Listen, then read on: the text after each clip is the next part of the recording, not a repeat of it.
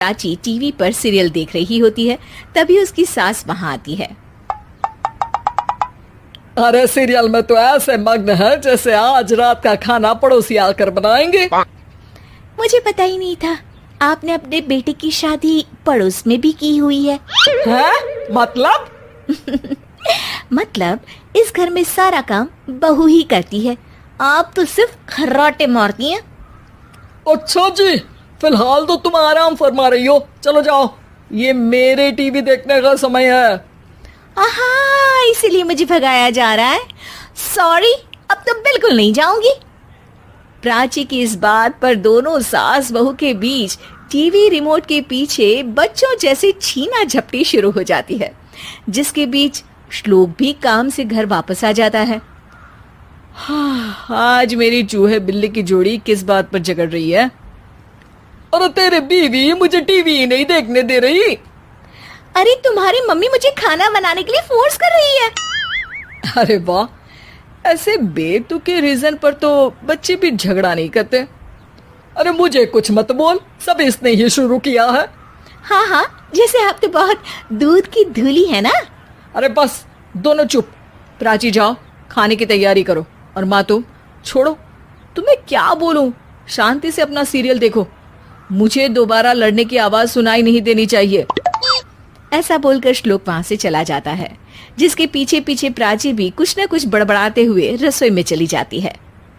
हाँ हाँ, सासू जी को तो कुछ बोलेंगे ही नहीं, बस मुझ पर ही हुक्म चलता है, खाना बनाओ, जैसे मैं इनके घर में खाना बनाने के लिए आई हूँ। इसी तरह शाम बीतती है और रात को श्लोक और प्राची की सास खाना खाकर सोने चले जाते हैं, लेकिन प्राची गुस्से में कुछ खाए बिना काम में ही लगी रहती है। इस घर में किसी को घंटा फिक्र नहीं पड़ता, मैं खाऊं या भूखी रहूं। प्राची कुछ देर के लिए रसोई से बाहर जाती है और जैसे ही वापस आती है तो वहां दूध का भरा ग्लास देखकर हैरान रह जाती है। फिक्र पूरी है, बस दिखाना नहीं है। प्राची दूध पीकर सोने चली जाती है और अगली सुबह एक बार फिर सास बहू का कार्टून नेटवर्क स्टार्ट हो जाता है। ये तुमने ही किया है। अरे अजीब जबरदस्ती है, मैं बोल रही हूँ मैंने कुछ नहीं किया। दोनों ने मिलकर पूरे घर को पागल खाना बनाया हुआ है। यहाँ कोई नॉर्मल इंसान तो रह ही नहीं सकता, इसीलिए अब पड़ोसी क्या रिश्तेदार भी घर आने से कतराते हैं। और सुन बेटे, तू भी चंगा, तेरी माँ भी चंगी, तेरी बीवी भी चंगी, रिश्तेदार। हाँ जी, आपको नहीं पता क्या, गंगाधर ही शक्तिमान है, रिश्तेदार ही। हाँ हाँ, बस समझ गया। कभी जानवरों जैसे लड़ेंगी तो कभी जुगलबंदी करेंगी। भाई मैं आप दोनों के बीच में नहीं फंसना चाहता। सास बहू की इस मनमौजी जोड़ी से परेशान होकर श्लोक अपना सिर खुजलाता वहां से चला जाता है। चलो अब मैं भी कीर्तन में जा रही हूँ। इस पर जैसे ही सास कमरे में अपना पर्स लेने जाती है तो वहां नाश्ते की प्लेट रखी देख मुस्कुराने लगती है और नाश्ता करके घर से बाहर निकलते हुए कुछ पैसे टेबल पर रख जाती है, जिसके कुछ देर बाद सिलेंडर वाला घर आता है। ओ मोरी मैया, मैं सिलेंडर के बारे में तो बिल्कुल भूल ही गई थी। घर खर्च के सारे पैसे भी मम्मी के पास है और श्लोक से बोला तो उल्टा 4 बात सुनाएंगे। प्राची ये सोच ही रही होती है कि अचानक उसका चेहरा चमक उठता है और वो घर में आकर इधर उधर देखने लगती है। तभी उसकी नजर टेबल पर रखे पैसों पर पड़ती है, जिन्हें वो सिलेंडर वाले को दे देती है। ये सब श्लोक देख लेता है। अच्छा बेटे, इतना बड़ा घोटाला, सबके सामने मैं तेरी दुश्मन और पीठ पीछे तेरी मेरी यारी। इस पर श्लोक एक प्लान बनाता है और शाम को सब एक साथ बैठे होने पर बोलने लगता है। माँ, तुम दोनों की बहुत लड़ाई होती है, इसलिए मैं सोच रहा हूँ कि प्राची को उसके घर छोड़ाऊं, इससे वो भी खुश रहेगी और तुम भी। अचानक श्लोक की ये बात सुनकर सास बहू शौक से उसकी तरफ देखती हैं। अरे ऐसे कैसे घर छोड़ाओगे, मुझे कहीं नहीं जाना। अरे तुमने बोला नहीं पर मैंने सुन लिया, तुम्हें मम्मी के साथ रहना अच्छा नहीं लगता, मुझे पता है। अरे वो अरे, जब बहू खुद कुछ काम बोले तो वो तुझे सुनता नहीं, और अब जो इसने बोला ही नहीं वो तू समझ गया। जब उसे नहीं जाना तो फिर जबरदस्ती क्यों कर रहा है? अच्छा, फिर आपको मौसी के घर छोड़ाता हूँ, बस अब आप दोनों एक घर में एक छत के नीचे नहीं रह सकती। मैं इस टॉम एंड जेरी की जोड़ी को और नहीं झेल सकता। है? ऐसे कैसे नहीं रह सकते? तुम्हें इतनी दिक्कत है तो तुम्हारा बोरिया बिस्तर पैक कर देती हूँ, लेकिन मम्मी जी कहीं नहीं जाएंगी। बिल्कुल यही सुनना था मुझे। अगर दोनों में इतना ही प्यार है फिर हर वक्त ये लड़ाई का नाटक क्यों करती हो? देखा मैंने कैसे माँ किचन में दूध रखती है और तुम उनके लिए कमरे में नाश्ता रखती हो, और कैसे वो पहले ही तुम्हारी दिक्कत समझकर घर में पैसे रखकर बाहर जाती है। अरे भाई, इतना ड्रामा तो डेली सोप में भी नहीं होता जितना तुम दोनों ने इस घर में फैलाया हुआ है। तू हमें टॉम एंड जेरी बोलता है ना, तो याद कर वो दोनों भी एक दूसरे को बाहर वालों की बुरी नजर से बचाने के लिए हमेशा सबके सामने लड़ते थे, लेकिन अकेले में दिक्कत के समय मदद भी तो करते थे। बस हमारा रिश्ता भी कुछ ऐसा ही है। और वैसे भी अगर सास बहू में तू मैं नहीं होती तो दुनिया वालों को कहानियां कैसे मिलेंगी?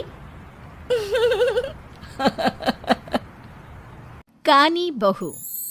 किशोरी लाल जी के बेटे राघव की शादी की बात जगह जगह चल रही थी, लेकिन किशोरी लाल जी को कोई लड़की पसंद ही नहीं आती थी, और उसकी एक ही वजह थी, किशोरी लाल जी का लालची होना। उनको लड़की वालों से मोटा दहेज चाहिए था, और इसी चक्कर में एक दिन वो एक बहुत पैसे वाले के घर अपने बेटे का रिश्ता लेकर पहुंचे। इस आदमी का नाम था ओम प्रकाश। देखे किशोरी लाल जी, मेरी एक ही बेटी है और मेरी सारी संपत्ति जायदाद सब कुछ मेरी बेटी नैना का ही है। पापा, नाम से लगता है बहुत खूबसूरत होगी। कितना अच्छा नाम है ना, नैना। ओ, वैसे बात तो सही है आपकी। अब इतना पैसा है, जमीन जायदाद है, इकलौती बेटी, आप भी क्या करेंगे? सब कुछ उसे ही देंगे ना। बिल्कुल ठीक पहचाना आपने। बस बेटी की शादी और सारी जायदाद उसके नाम। पापा, बिना देखे हाँ कर दीजिए ना, इतना अच्छा रिश्ता फिर कहाँ मिलेगा? माला माल हो जाएंगे हम। मैं अपनी बेटी को बुलाता हूँ। अरे नहीं नहीं नहीं नहीं, आपकी बेटी का नाम नैना है, सुनकर ही लगता है बहुत सुंदर होगी। रहने दीजिए अंकल, मैं तो आपकी बेटी के नाम से ही इतना खुश हो गया हूँ कि उसे बिना देखे शादी करने को तैयार हूँ। अब तो मैं उसका चेहरा सीधे शादी के बाद ही देखूंगा। और इस तरह राघव नैना का चेहरा नहीं देखता और उससे शादी कर लेता है। शादी के बाद अपनी सुहाग रात पर जब राघव नैना का घूंघट उठाकर देखता है तो नैना की आंखें बंद थी। कितनी खूबसूरत हो तुम नैना, जरा अपनी आंखें खोलकर मेरी तरफ देखो तो सही। नहीं, मुझे शर्म आती है। अरे, मैंने तुम्हें शादी से पहले भी नहीं देखा, और अब अगर तुम आंखें खोलकर मुझे देखोगी भी नहीं तो मुझे अच्छा कैसे लगेगा? इससे पहले कि नैना अपनी आंखें खोलकर राघव की तरफ देखती, अचानक से लाइट चली गई और राघव नैना को पूरी तरह से देख भी नहीं पाया। अगली सुबह नैना राघव के लिए नाश्ता बनाकर लेकर आई। अरे ये क्या, आधा पराठा सेका हुआ है और आधा बिल्कुल कच्चा। ये तुमने क्या किया नैना? बहू, तुमने क्या आधा पराठा तवे से नीचे लटका कर रखा था, जो आधा सेका है और आधा कच्चा? मुझे जितना दिखेगा उतना ही तो सीखूंगी ना पापा जी। जहाँ जहाँ मुझे नजर आ रहा था वहाँ मैंने सीख लिया, जहाँ जहाँ नहीं दिखा वहाँ कच्चा रह गया होगा। इसका क्या मतलब है? ये कैसा मजाक कर रही है तुम? अरे बहू, तुमने इतना लंबा घूंघट क्यों लगाया हुआ है? देखो, हमारे घर में बहुओं को बेटी की तरह रखा जाता है, और फिर तुम तो इतना सारा माल लेकर आई हो। देखो, ये घूंघट डालकर रखने की कोई ज़रूरत नहीं है। हाँ नैना, पापा जी ठीक कह रहे हैं, तुम तो आराम से रहो, अपना ही घर समझो। नैना अचानक से अपना घूंघट उठा लेती है। अरे ये क्या पापा, नैना की तो एक आंख फूटी हुई है। नाम से नैना, लेकिन ये तो कानी बहू निकली। मेरे साथ धोखा हुआ है, धोखा। बिना दिखाए अपनी कानी लड़की मेरे संग ब्याह दी। मुझे कानी बीवी नहीं चाहिए। मुझे अभी ओम प्रकाश जी से बात करनी पड़ेगी। आखिर उन्होंने मेरे साथ ऐसा किया क्यों? अरे, आप लोगों ने ही तो पापा से कहा था कि आप लोग शादी से पहले मुझे देखना नहीं चाहते। अब मेरे पापा पर क्यों इल्जाम लगा रहे हैं? अरे लेकिन उन्हें बताना तो चाहिए था ना कि तुम कहानी हो, एक आंख से तुम्हें दिखाई नहीं देता। किशोरीलाल और राघव नाराज होकर ओम प्रकाश को अपने घर बुलाते हैं। पापा जी, ये आपने क्या किया? शादी से पहले बताया क्यों नहीं कि नैना की आंखों में परेशानी है? अरे आप ही ने तो लड़की देखने से मना कर दिया था। अरे लेकिन आप बता तो सकते थे। आपको तो हमारी बेटी की प्रॉपर्टी चाहिए थी, वो भी पूरी की पूरी। अब क्या हुआ अगर उसे आधा दिखाई देता है? प्रॉपर्टी तो आपको पूरी मिल गई ना। अरे ये क्या बात हुई? मेरी शादी प्रॉपर्टी से नहीं, आपकी बेटी से हुई है। अब ये तो पहले सोचना चाहिए था, तब तो मेरी प्रॉपर्टी देखकर तुम्हारी जुबान लप लप आ रही थी।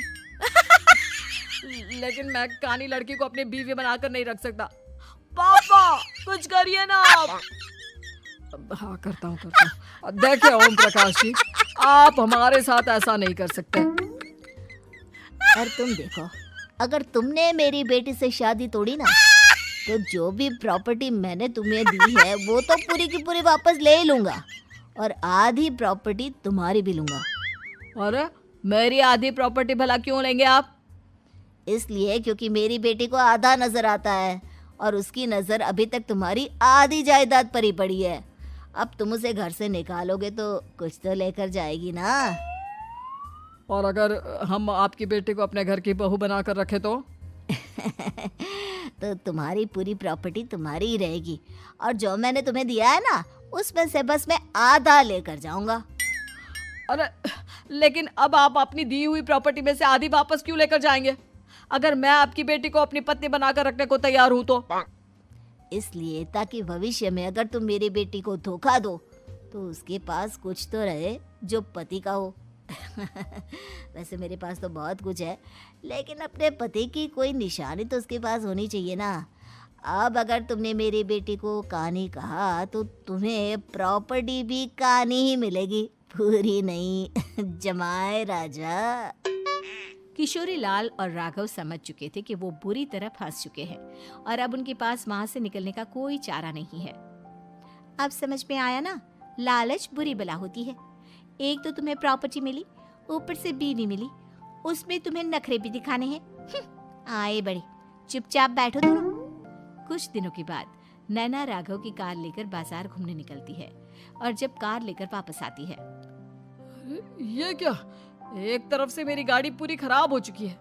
लगता है तुमने मेरी गाड़ी को किसी दूसरी गाड़ी के साथ एक्सीडेंट किया है। अरे अरे कितना बड़ा नुकसान कर दिया तुमने बहू। वो क्या है ना पापा जी, मुझे एक आंख से दिखाई नहीं दे रहा था, सामने से गाड़ी आ रही थी।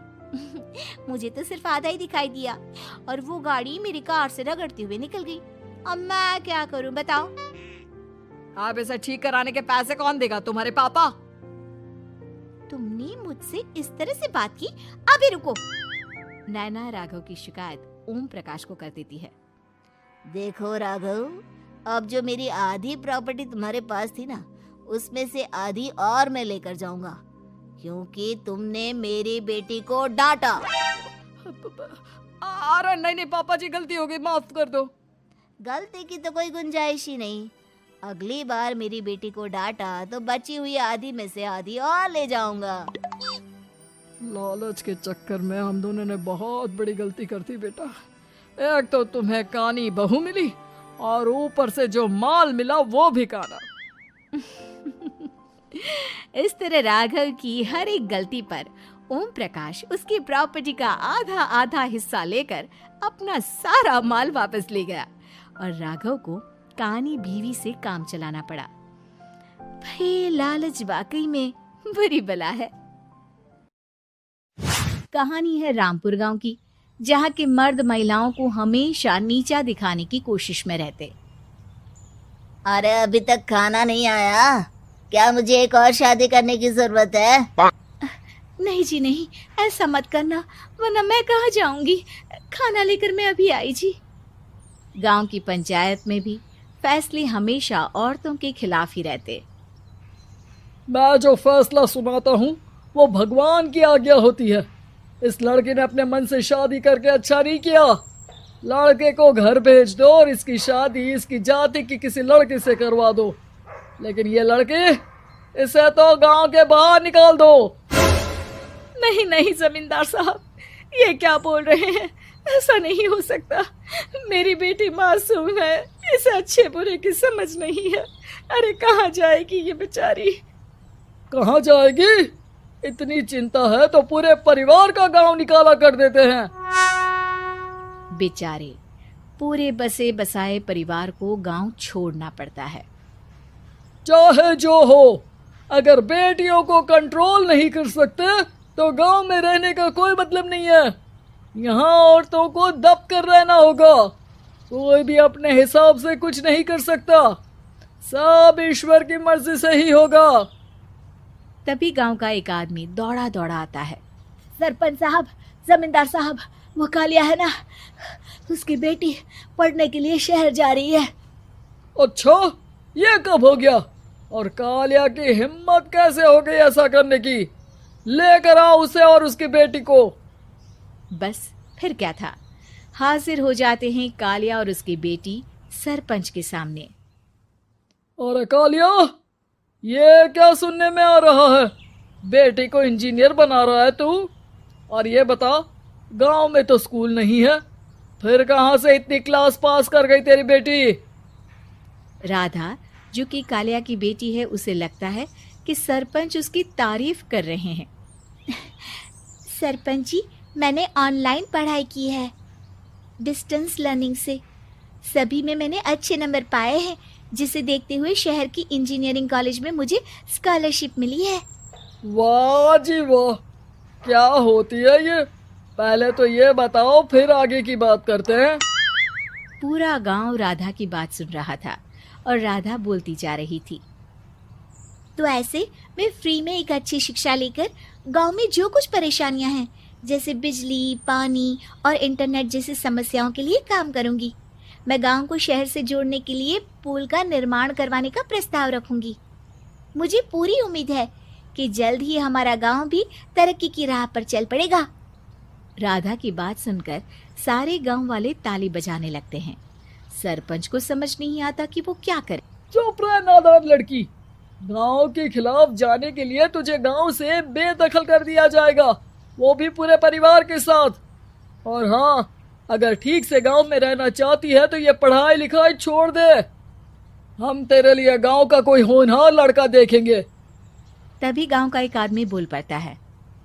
अरे नहीं नहीं सरपंच जी, राधा बिटिया जो बता रही है, अगर वैसा हो जाए तो हम लोगों को पैसा कमाने के लिए बाहर नहीं जाना पड़ेगा। हाँ जी, और ना ही कोसों दूर पानी के लिए भटकना पड़ेगा। हमारे बच्चे भी अच्छी पढ़ाई कर सकेंगे और आगे बढ़ेंगे, ना कि हमारी तरह खेती करते बैठेंगे। क्यों गांव वालों, राधा बिटिया का साथ देना चाहिए ना। सरपंच देखता है कि गांव राधा के साथ है तो वो चुप हो जाता है। वो घर आकर अपने सलाहकार से बात करता है, जो बहुत ही चालाक किस्म का इंसान होता है। अरे सरपंच साहब, आपको बहुत ही होशियारी से काम लेना पड़ेगा। एक बार गांव तरक्की कर गया, यहाँ के बालक पढ़ लिए तो कोई ना पूछेगा आपको। और फिर ये जो बेटा और बेटी है ना आपके, इनको भी आम लोगों की तरह ही जीवन जीना होगा। हाँ, लेकिन करे तो क्या करे? वो ना आप मुझ पर छोड़ दीजिए, बस मैं जैसा बोलूं करते जाइए। अगले रोज सुबह जब गांव वाले सोकर उठते हैं तो राधा के घर के बाहर और साथ ही वो लोग जिन्होंने राधा का सपोर्ट किया था, उनके घर के आगे लाल रंग से कल आऊंगी लिखा होता है। कल आऊंगी, यह क्या होता है? अरे यह तो खून से लिखा है, लगता है कोई भूत प्रेत या चुड़ैल का साया है। चलो सरपंच जी के पास चलते हैं। सभी सरपंच के पास जाकर उसे सारी बात बताते हैं। अरे ये तो बड़ी मुश्किल की बात है। चलो, मैं एक बाबा को जानता हूँ, उन्हें बुला लेता हूँ। सरपंच बाबा को लेकर गांव के घर के बाहर जाता है। ओहो, तो ये वो चुड़ैल है जो उन लोगों को निशाना बनाते हैं जो गांव को बदलने का सपना देखते हैं। वो गांव को ऐसे ही संपन्न देखना चाहती है, वो नहीं चाहती कि कोई बाहरी यहाँ का कायाकल्प करे। क्या तुम लोगों में से किसी ने गांव को बदलने की सोच रखी है? तभी राधा की माँ रोते रोते आती है। मेरी राधा घर से गायब हो गई है। अरे कोई तो बचाओ, मेरी बच्ची कहाँ गई?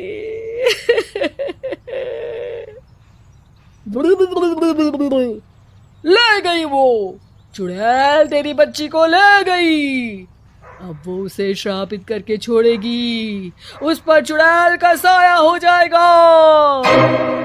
तभी बुरी सी हालत में राधा भी वहां आ जाती है। उसके बाल चुड़ैल की तरह फैले होते हैं और कपड़ों में खून लगा होता है। सभी राधा को देखकर डर जाते हैं। माँ, पता नहीं मुझे कौन उठा कर ले गया था। अरे दूर दूर हो जा चुड़ैल, अब हम लोग इस गांव में नहीं रुकेंगे। अरे कैसे बातें कर रहे हैं आप? कल तो आप मेरे भरोसे गांव का हुलिया बदलने, अपने बच्चों को पढ़ाने और तरक्की उन्नति की बात कर रहे थे, तो आज क्या हो गया आपको? ये फिर तुम लोगों को बहकाएगी। ये चुड़ैल गांव में आ चुकी है, ऐसे ही ये तुम्हारे घर के बच्चों को भी ले जाएगी। गांव वाले राधा को गांव से बाहर निकाल देते हैं। उसके माँ बाप रोते रहते हैं, लेकिन गांव वाले नहीं मानते। मैं भी अपनी बहन के साथ गांव के बाहर रहूंगा, लेकिन वो पढ़ाई नहीं छोड़ेगी। वहीं सरपंच के घर पर सलाहकार कहता है,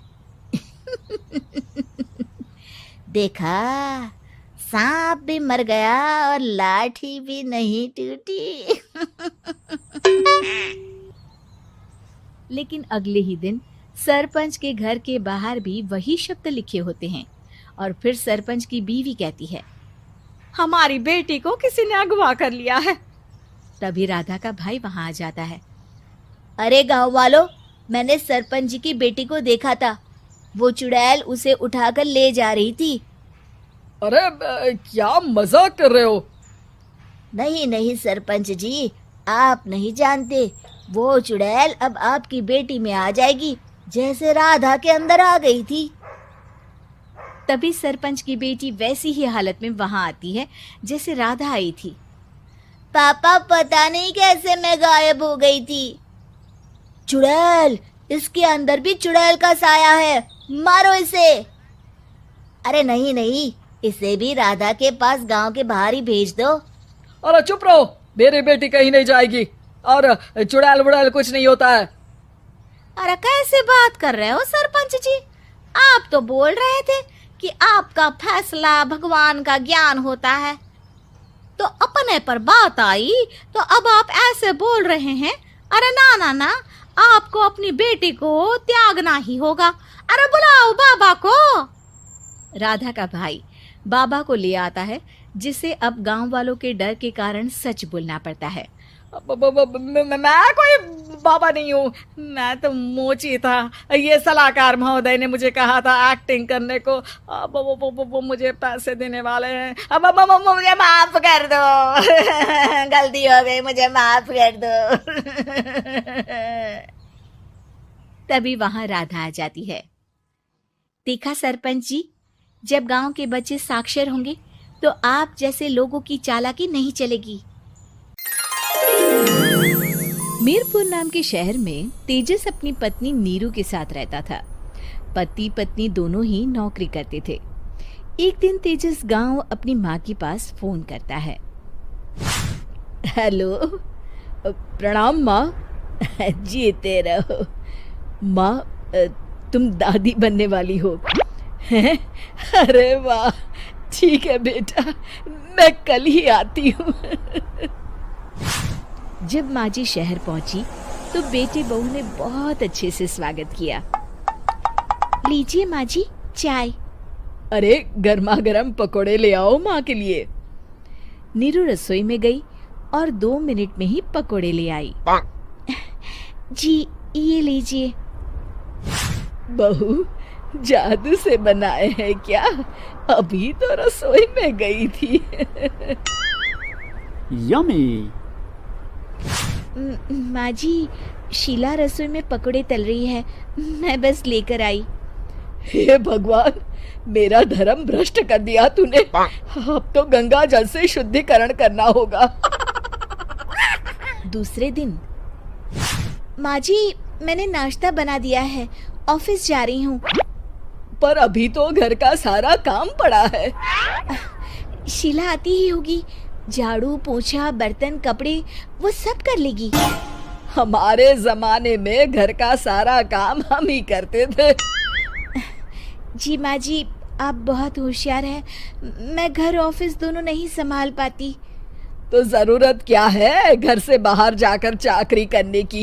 वैसे भी घर का काम खुद करने से घर में बरकत आती है, समझी? पर माँ जी। पर वर कुछ नहीं, इस महीने की पगार मिले फिर ऑफिस बंद। हाँ। रात को नीरू तेजस से कहती है, सुनिए जी, माँ जी बोल रही थी कि मैं नौकरी छोड़ दूं। वैसे ठीक ही तो है, अभी तुम्हें आराम की जरूरत है। फिर भी आराम कहाँ, शीला को छुड़ाने के लिए बोल रही थी। तो अब 24 घंटे में इतना काम तो कर ही सकती हो। पर जॉब पसंद है मुझे, घर पर मन नहीं लगेगा।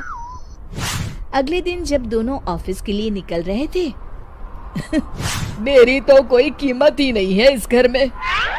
माँ जी आजकल महंगाई बहुत है, रहन सहन भी बदल गया है, दोनों नौकरी करते हैं तभी ठीक रहता है। अच्छा, तू कहना क्या चाहती है? मेरा बेटा तुझे बिठा के खिला नहीं सकता? तू ही इस घर का खर्च चला रही है, हैं? नहीं माँ जी, मेरा वो मतलब नहीं था। मतलब खूब समझती हूँ, ये बाल धूप में सफेद नहीं किए मैंने। हाँ। अब तो ये रोज का काम हो गया था। तेजस भी रोज की झिकझिक से परेशान हो गया था। एक दिन उसने कहा, नीरू, वैसे भी तुम्हें मैटरनिटी लीव मिलने वाली है, तो अभी से ही छुट्टी ले लो। पर क्या, मेरी सैलरी अच्छी खासी है। आखिर नीरू ने रिजाइन कर दिया। जब बच्चा हुआ तो घर में सब बहुत खुश हुए। कुछ दिनों बाद तेजस फाइल देख रहा था। क्या हुआ तेजस, कुछ परेशान लग रहे हो? अब हाँ, वो हमारी जितनी सेविंग्स थी वो तो हॉस्पिटल में और छठी के फंक्शन में खत्म हो गई है नीरू। और अभी वैसे मंदी चल रही है तो मैं बोल रही थी कल मुन्ना को हेपेटाइटिस का टीका लगवाना है। नीरू, क्या पोस्टपोन नहीं कर सकते? नहीं जी, बिल्कुल नहीं। अब तेजस को समझ में आ रहा था कि उससे गलती हुई है। पैसों की कमी का असर घर के माहौल पर भी पड़ रहा था। अगले दिन, बेटा मेरा चश्मा और ये दवाइयाँ ले आना, पर्चा देते हुए माँ जी ने कहा। जी। तेजस, मुन्ना के लिए दूध का डिब्बा और डायपर भी ले आना, और ये किराने के सामान की लिस्ट है, इसे भी लाना है। तेजस गुस्से में लिस्ट मरोड़कर फेंकता है और चिल्लाता है, पैसे क्या पेड़ पर उगते हैं? ये ले आना, वो ले आना। अरे पर ये जरूरत का सामान ही है। वो गुस्से में बिना कुछ कहे ऑफिस चला गया। अरे लंच तो ले जाइए। नीरू दौड़कर डिब्बा पकड़ाती है। एक दिन खाना खाने के बाद, नीरू, अब तो मुन्ना कुछ बड़ा हो गया, तो अब तुम वापस ज्वाइन कर लो ना जॉब। पर इस रिसेशन में जॉब मिलना बहुत मुश्किल है। ट्राई तो करो। फिर मुन्ना? माँ जी है ना, और एक फुल टाइम मेड भी लगा लेंगे। पर माँ जी, उन्हें तो पसंद नहीं।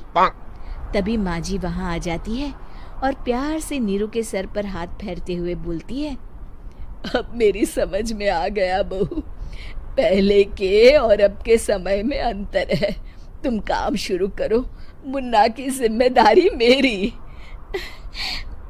प्यारी माँ जी। ये कहकर नीरू उनके गले लग गई। शिक्षा, परिवर्तन संसार का नियम है, हमें भी समय के साथ चलना चाहिए। उम्मीद है कि आपको हमारी ये कहानी पसंद आई होगी।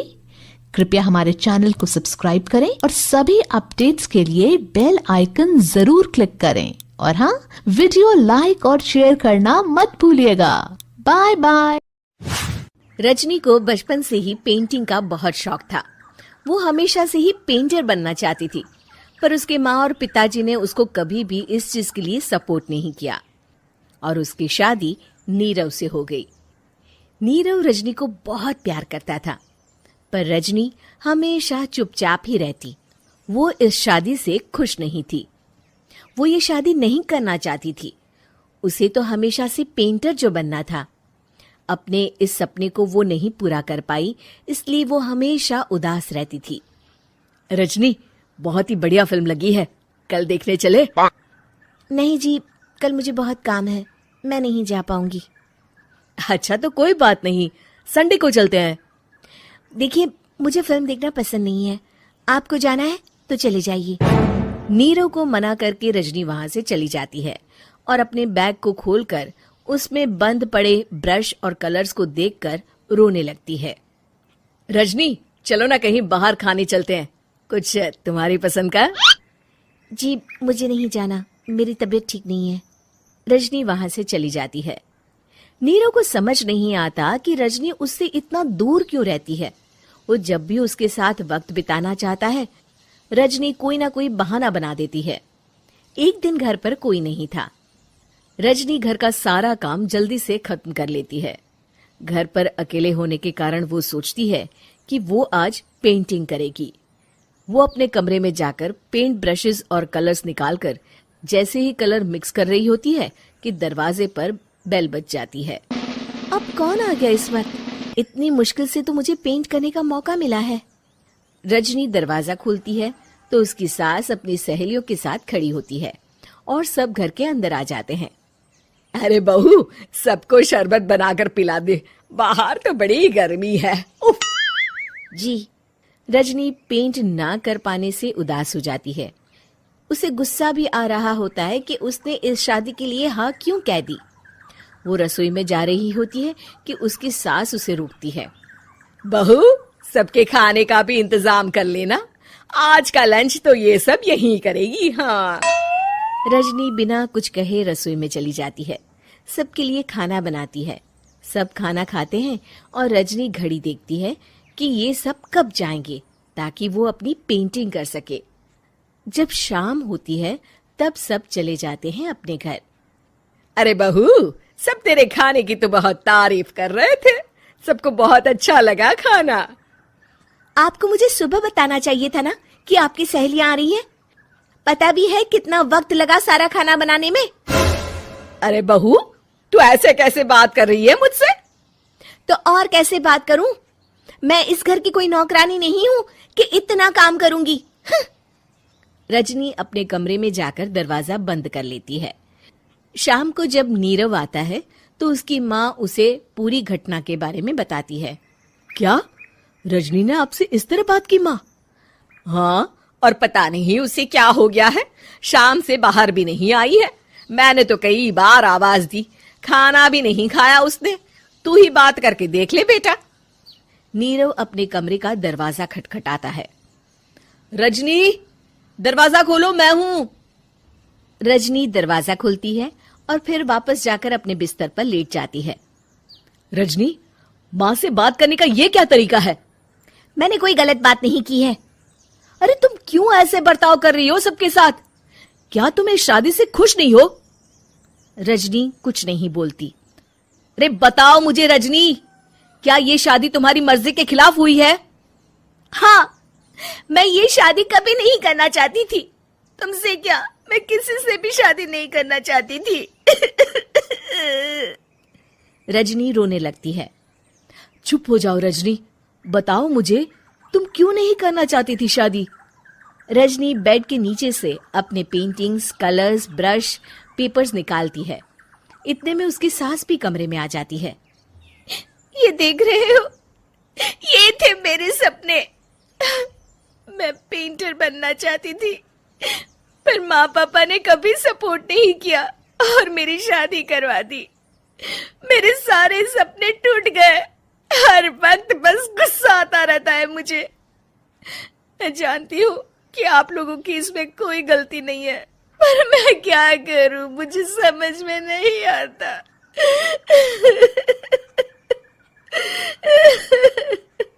रजनी फूट फूट कर रोने लगती है।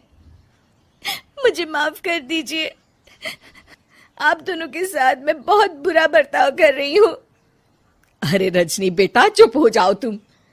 नीरव पानी लेकर आता है। ये लो पानी पियो और शांत हो जाओ। रजनी पानी पीती है और उसकी सास पेंटिंग्स देख रही होती है। अरे नीरव, हमें तो पता ही नहीं था कि हमारी बहू कलाकार है। अरे कितनी अच्छी पेंटिंग्स बनाई है, देखो तो। ये वाली तो मैं अपने कमरे में ले जाऊंगी। आपको ये पेंटिंग्स अच्छी लगी? अच्छी नहीं, बहुत अच्छी लगी।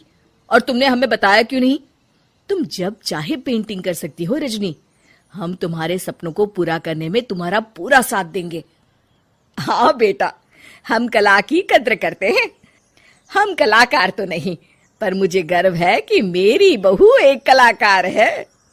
रजनी, नीरव और सास तीनों हंस पड़ते हैं। सृष्टि बचपन से ही दिखने में सुंदर नहीं थी, लेकिन अमीर बाप की बेटी सृष्टि पर उसकी माँ जान छिड़कती। मेरी बेटी कितनी प्यारी है। भगवान सबको सृष्टि जैसी बेटी दे। सृष्टि धीरे धीरे बड़ी होती है। एक दिन सृष्टि की सहेली कहती है, तू दिखने में कितनी अजीब सी है, लेकिन मैं जानती हूँ हम सब में सबसे अच्छी शादी तो तेरी ही होगी। तेरे पापा अमीर जो है। और बता नहीं सकते यार, दहेज तो हर कोई देता है, ये क्या ज्यादा ले जाएगी अपने पति के लिए? अरे बड़े शहर में कोठी है इसके पापा की। अरे पापा की है ना, कौन सी इसकी है? इसकी होती तब तो कोई भी लड़का इससे शादी कर लेता। अरे पापा की मतलब पापा की है तो मेरी ही है ना? किसने कहा? अब तेरी तो तब होगी ना जब तेरा भाई ना हो। वैसे भी शादी के बाद सारी प्रॉपर्टी भाई के नाम होती है। सृष्टि समझ जाती है कि उसे किसी भी हालत में माँ बाप की सारी प्रॉपर्टी को अपने नाम करना है, लेकिन कैसे? एक दिन सृष्टि का भाई शीनू कहता है, बहन क्या कर रही है? तुझसे एक बात करनी है। अरे हाँ हाँ करना, मैं तो तेरी बहन हूँ। बहन, मेरी लाइफ में ना एक लड़की है, बहुत अच्छी है। मैं सोच रहा हूँ माँ और पापा से बात करूँ शादी के लिए। सृष्टि को समझ में आ जाता है कि भाई की शादी होते ही भाभी उसे एक दिन भी घर में बर्दाश्त नहीं करेगी। क्या बात है भाई, बताना कौन है वो? यार वो बहुत अच्छी लड़की है, पढ़ी लिखी है, मेरे साथ जॉब भी करती है। बस एक प्रॉब्लम है। प्रॉब्लम? क्या प्रॉब्लम है भाई? यार वो शादीशुदा है, लेकिन उसके पति ने उसे सिर्फ इसलिए छोड़ दिया क्योंकि उसके माँ बाप दहेज नहीं दे पाए। सृष्टि ये सुनकर न जाने क्यों खुश हो जाती है। अरे भाई तो क्या हुआ, लड़की तुझे तो पसंद है ना? शीनू को लगता है कि बहन उसे समझ रही है। वो इस बात से अनजान होता है कि उसकी बहन की मंशा पूरा घर हड़पने की है। सृष्टि अपनी माँ से कहती है, मम्मी मुझे तो बहुत चिंता है। पता है शीनू क्या कर रहा है? अरे क्या कर रहा है? वो तो काम पर जाता है और वापस घर आता है। नहीं ना माँ, वो यही तो नहीं कर रहा, बाकी सब कर रहा है। आपको पता है उससे प्यार है, और वो भी एक शादीशुदा लड़की से। ये क्या हो गया? मैं सोसाइटी में क्या मुंह दिखाऊंगी? अरे तेरे पापा तो यही कहेंगे कि मैंने ही उसे बिगाड़ दिया है। माँ देखो, मेरी बात मानो, पापा पर भी विश्वास करने की जरूरत नहीं है। अब आप ही बताओ, पापा इतनी देर घर के बाहर रहते हैं क्यों? बोलो। अरे बेटा वो तो नौकरी करते हैं ना।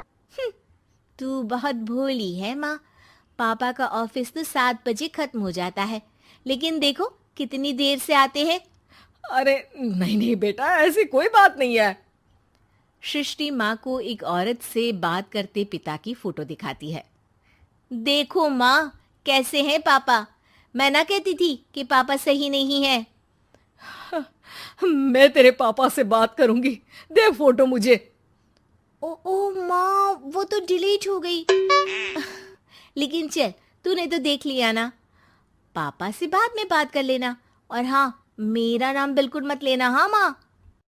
अब क्या था, सृष्टि के माँ और पिता के बीच झगड़ा होना शुरू हो जाता है। सृष्टि के मन में क्या चल रहा था कोई नहीं जानता था। एक दिन माँ, सृष्टि के लिए एक लड़का देखा है, वो लोग शाम को उसे देखने आने वाले हैं। और हाँ माँ, एक खुशखबरी, मैं और पापा मिलकर एक नया बिजनेस ट्राई कर रहे हैं। शाम को लड़का आता है, सांवले रंग का। सृष्टि को तो बिल्कुल भी पसंद नहीं आता। लड़की की माँ कहती है, लड़की का चेहरा तो कोई खास नहीं, लेकिन अगर मेरे बेटे को आप लोग सेटल कर दें तो मैं उसकी शादी आपकी बेटी से करवा दूं। सृष्टि को लड़का बिल्कुल पसंद नहीं था। उसे भाई पर गुस्सा आ जाता है।